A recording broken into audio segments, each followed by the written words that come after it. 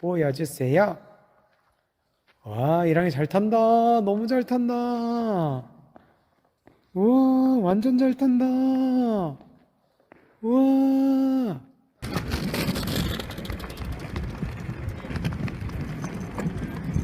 이랑이 잘한다.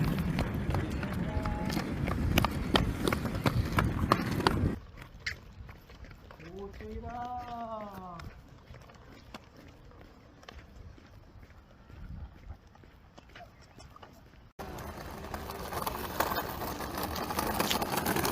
지금 동영상에 나오는 아이의 이름은 최이랑입니다. 22개월 됐고요. 지금 두 돌도 되지 않은 이 아이가 저렇게 킥보드를 잘 타는 것을 보면 뭔가 좀 특별한 게 있지 않을까요? 세 개 중에 하나일 것 같아요. 첫째는 굉장히 운동신경이 뛰어나거나, 두 번째는 머리가 아주 비상하거나, 세 번째는 할아버지를 닮았거나. 저는 이 아이가 앞으로 하나님을 위해서 정말 뭔가 큰 일을 해낼 인물이 될 것 같은 유일한 예감을 제가 가지고 있습니다. 세상 사람들은 누구나 다 자기 잘난 맛에 삽니다. 그래서 우리가 살고 있는 이 시대는 가정이든 교회든 직장이든 어떤 조직이든지 간에 사람이 모인 곳에는 자기 자랑이 홍수를 이루고 있죠. 저는 교회 밖에 사람들과 만나는 두 개의 모임이 있습니다. 그 중에 하나가 983이라고 하는 모임이 있어요. 이 983의 뜻은 1988년 3학년 선생님들의 모임이라고 하는 뜻이죠. 정말 1988년 3학년과는 환상적인 원팀이었습니다. 그래서 그 결과 그 학교 역사상 가장 많은 아이들을 서울대학교에 합격을 시켰죠. 두 자릿수입니다. 9개 학급에서 두 자릿수. 그래서 교장 선생님도 놀래고 또 동창회에서도 난리가 났죠. 그것이 너무너무 자랑스러워서 결성된 모임이 983입니다. 저희들은 3개월에 한 번씩 이 모임을 갖거든요. 그러면 모임을 할 때마다 그때의 무용담을 침 튀기면서 지금도 이야기를 하고 있습니다. 2021년 11월에 휴먼 스토리라고 하는 유튜브에 압구정 시골지로 활동하는 한 개인 사업가가 소개된 적이 있습니다. 그는 이 영상에서 자기는 3억대의 슈퍼카와 1억 원 이상의 클래식카를 포함해서 17대의 럭셔리한 차를 가지고 있다라고 이 유튜브에서 자랑을 했습니다. 사랑하는 여러분, 여러분은 무엇을 자랑하며 사시나요? 사실 자랑이라고 하는 말은 자기와 관계 있는 것을 남들에게 드러내고 뽐내는 것이 바로 자랑이죠. 정말 내가 인생을 살면서 남에게 뭔가를 좀 뽐내고 자랑할 만한 그런 거리가 있다라고 하는 것은 어떻게 보면 큰 축복입니다. 그 자랑거리가 무엇이든지 간에 그것은 우리들의 삶에 용기를 주기도 하고 때로는 열심히 살게 하는 원동력이 되기도 하죠. 그런데 그 자랑이라고 하는 단어에 접미사 질이 붙으면 문제가 달라집니다. 자랑질은 나를 제외한 모든 사람들에게 질투를 만들어내는 바이러스와 같죠. 그래서 때로는 다른 사람들의 마음에 치료가 안 될 정도의 깊은 상처를 남겨주기도 합니다. 요즘은 SNS를 통한 일상적인 자랑질이 대중화되었습니다. 그래서 SNS에는 저마다 누리고 즐기고 발견한 것들을 이렇게 소개와 자랑으로 이렇게 올려가지고 그런 것들이 넘쳐나고 있죠. 그래서 최근에는 이런 신조어가 등장을 했습니다. 있어빌리티. 있다라고 하는 단어와 능력이라고 하는 능력을 뜻하는 어빌리티가 합쳐진 그런 용어죠. 그러니까 있어빌리티는 그럴듯한 연출 사진과 설정을 올려가지고 자기를 최대한 과시하는 것을 뜻하는 말입니다. 6세기에 교황 그레고리 1세라고 하는 교황은 성경 말씀을 종합해서 인간이 저지르는 가장 끔찍한 죄악 7가지를 선정을 해가지고 발표를 했는데 그 중에 1위가 무엇인지 아십니까?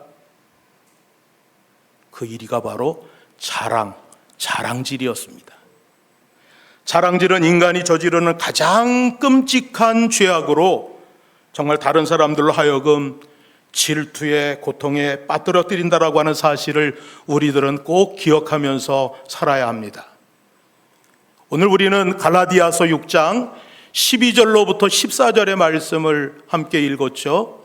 갈라디아 교회는 사도 바울이 이방인들을 전도하여 세운 교회였습니다.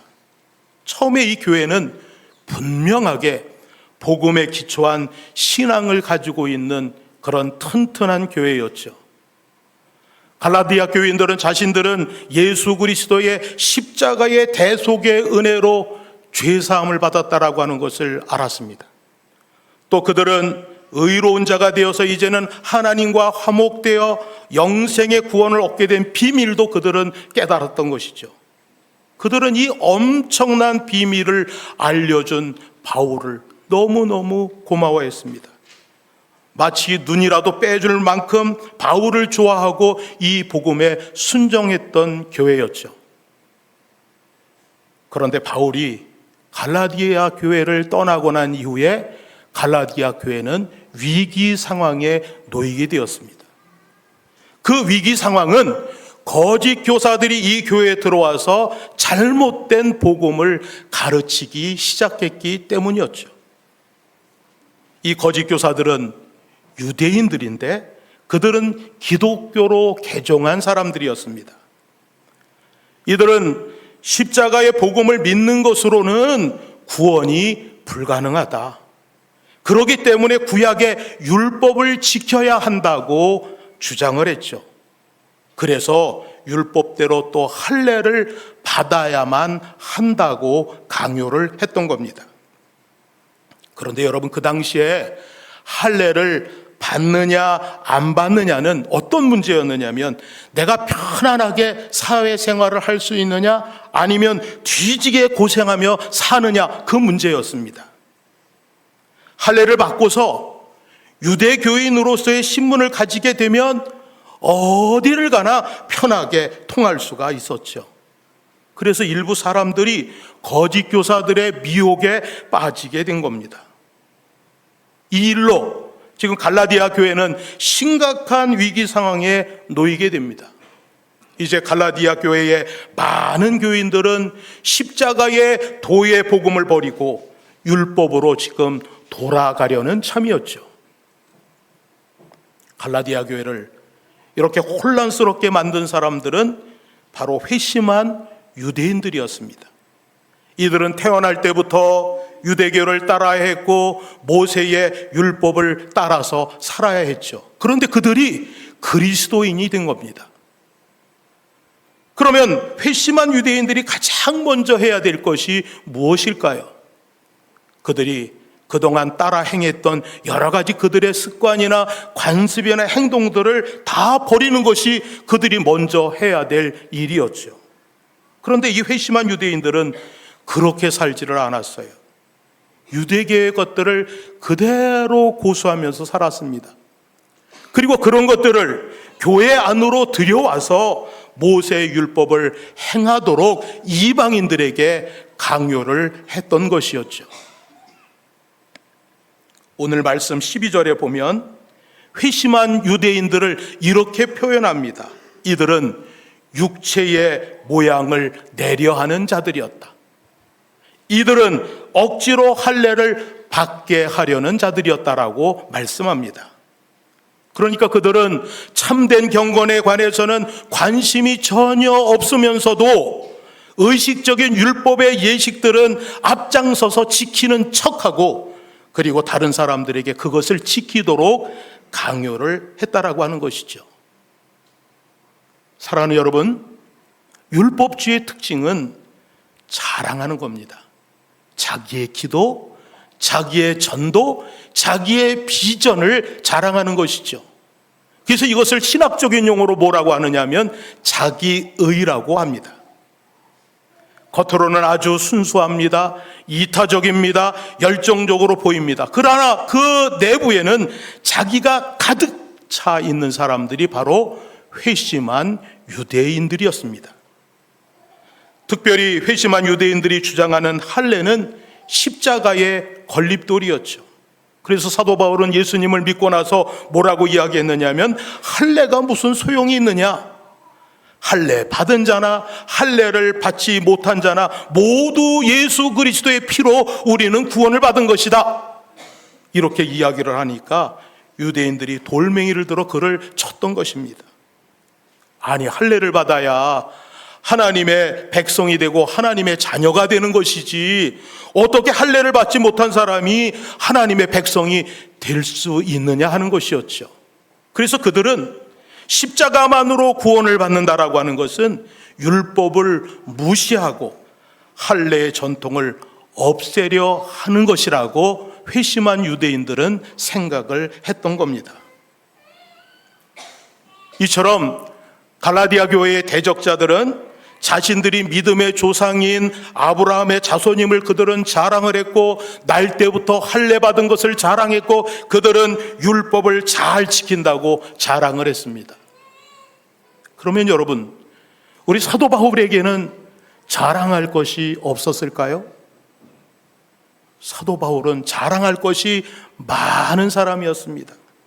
그는 예수 믿기 전에 출세의 탄탄대로를 걸어가던 사람이었죠. 남부러울 것이 하나도 없는 환경 속에서 자란 사람이 바로 바울이었습니다.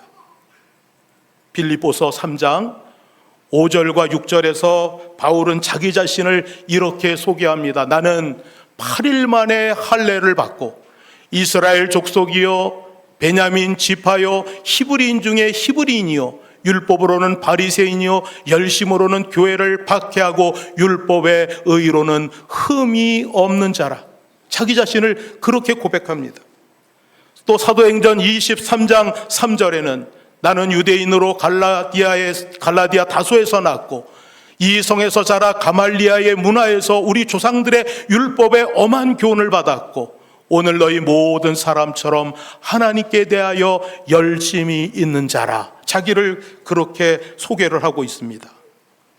또 고린도후서 12장 2절에 보면 사도 바울은 셋째 하늘에 올라갔다 왔다라고 이야기를 합니다. 셋째 하늘에 올라갔다 왔다라고 하는 이야기가 뭡니까? 천국을 보고 왔다라고 하는 거죠. 그리고 그는 천국에 가서 말로 할 수 없는 그러한 말을 들었다. 말로 표현할 수 없는 말을 들었다라고 이야기를 합니다. 무슨 이야기입니까? 하나님으로부터 자기는 특별 계시를 받고 왔다라고 하는 이야기죠. 사도 바울은 이처럼 엄청난 은혜를 그는 입었지만 이런 큰 영적인 경험조차도 전혀 자랑을 하지 않았습니다. 그러나 여러분, 우리 사도 바울에게는 한 가지 꼭 자랑할 것이 있었어요. 한 가지 꼭 자랑할 것이 있었습니다. 그는 자신의 자랑을 이렇게 담대히 말합니다. 그러나 내게는 우리 주 예수 그리스도의 십자가 외에 결코 자랑할 것이 없노라. 그러나 내게는 우리 주 예수 그리스도의 십자가 외에 결코 자랑할 것이 없노라. 사랑하는 여러분, 여기서 결코라고 하는 말을 여러분들이 주목하시기를 바랍니다. 이거는 보통의 단어가 아니죠. 그러니까 사도 바울은 이렇게 고백하는 겁니다. 내게는 우리 주 예수 그리스도의 십자가 외에는 결단코 절대적으로 자랑할 것이 없노라. 이렇게 고백을 하는 겁니다. 여러분, 사도 바울 시대의 십자가는 어떤 의미였을까요? 사도 바울 시대의 십자가는 가장 악한 흉악범을 사형에 처하는 처형대가 십자가였습니다. 아니, 그럼에도 불구하고 사도 바울은 왜 나의 자랑은 오직 우리 주 예수 그리스도의 십자가뿐이라고 말하는 것일까요? 그 이유를 사도 바울은 또 이렇게 고백을 합니다. 세상이 나를 대하여 십자가에 못 박히고 내가 또한 세상을 대하여 그러하니라. 여러분, 이 말의 뜻은 이런 거죠. 사도 바울은 나는 세상에 대해서 죽은 사람이다, 이렇게 고백을 하는 겁니다. 사도 바울은 그리스도와 함께 십자가에 못 박혔고 그리스도와 함께 십자가에서 죽었다라고 지금 고백을 하고 있는 것이죠. 바울이 십자가 외에 나는 자랑할 것이 없다고 말하고 있는 그 이유는 그 자신이 십자가에서 그리스도와 함께 못 박혔기 때문입니다. 네덜란드의 화가 렘브란트는 많은 성화를 그렸습니다. 그는 1633년에 십자가 세우기라고 하는 작품을 그렸죠. 저 작품입니다.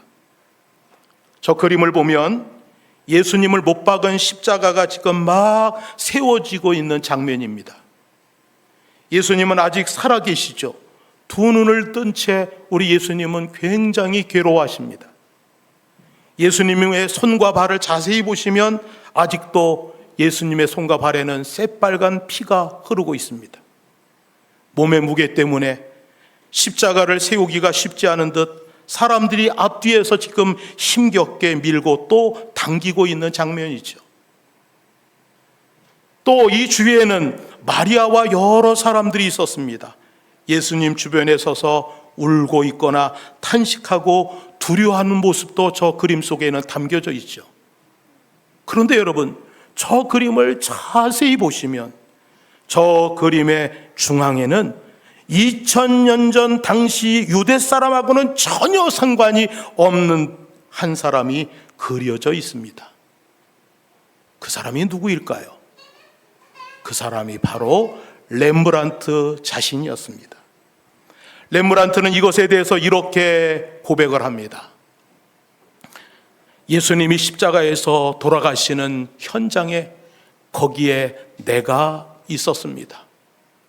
내가 그곳에서 십자가에서 돌아가시는 예수님을 바라보았습니다. 예수님은 바로 나를 위해 죽으셨습니다. 렘브란트는 예수님께서 십자가에서 못 박히시게 된 것은 자기의 죄도 있다라고 하는 것을 그는 깨달았던 것이죠. 그리고 예수님께서는 십자가 위에서 자기의 죄도 해결해 주셨다고, 속량해 주셨다라고 하는 것을 그는 깨달은 겁니다. 어린 시절 무척 가난한 한 사람이 있었습니다.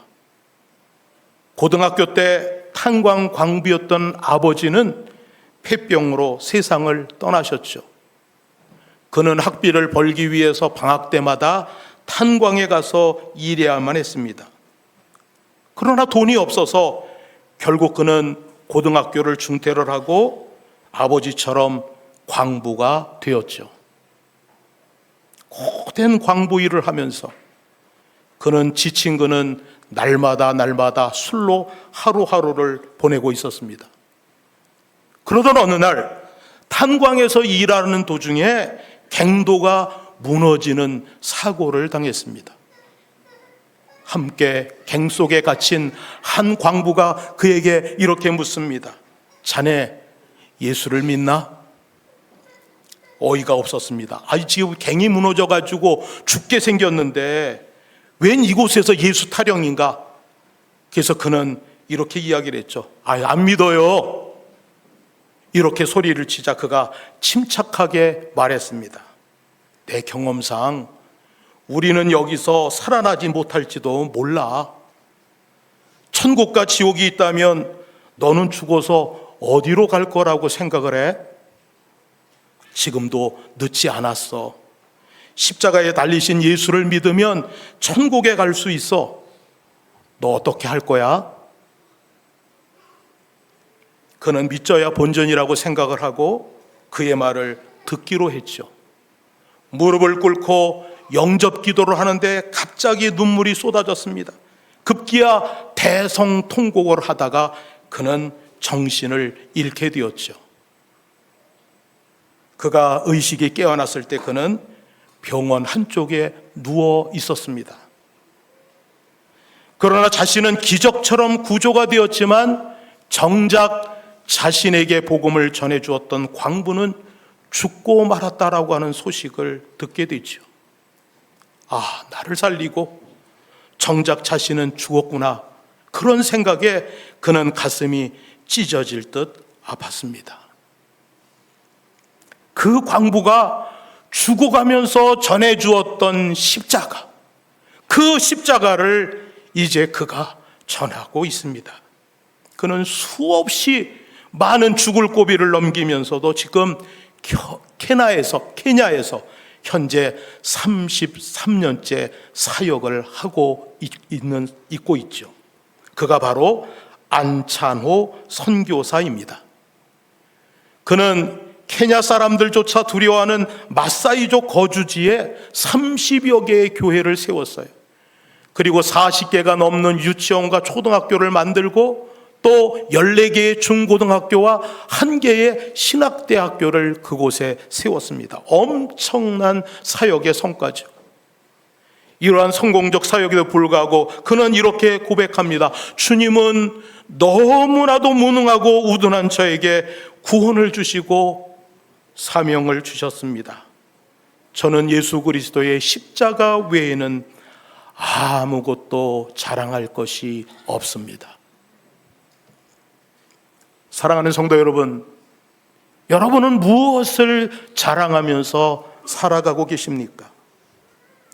오늘 갈라디아서를 쓴 바울보다 더 수고한 사람을 찾기가 참 힘듭니다. 바울처럼 헌신하고 순종한 사람도 없습니다. 그런데 그러한 바울이 자랑한 것은 자기가 한 수고가 아니라 예수님의 십자가였습니다. 그는 예수님이 자신을 위해 십자가에 달리신 것을 자랑했습니다. 예수님이 흉악한 죄인인 자신을 위해서 피 흘려 주셨음을 그는 자랑을 했습니다. 예수님이 자기가 맞아야 할 매를 대신 맞아 주신 것을 그는 자랑을 했습니다. 그는 예수님이 자기 대신에 고난당하시고 자기가 져야 할 무거운 짐을 대신 져 주신 것을 그는 자랑을 했습니다. 그의 인생의 주어는 바울 자신이 아니라 바로 예수 그리스도였습니다. 그는 자신이 교회를 많이 세웠다고 자랑한 것도 아니었습니다. 그는 수많은 제자들을 길렀다고 그는 자랑하지 않았습니다. 그가 자랑한 것은 예수님의 십자가, 예수님의 그 사랑, 예수님의 그 보혈을 그는 자랑을 했던 것입니다. 일평생 인도 선교에 헌신했던 알렉산더 더프라고 하는 선교사가 선교 사역 중에 안식년을 맞이해가지고 영국으로 돌아왔습니다.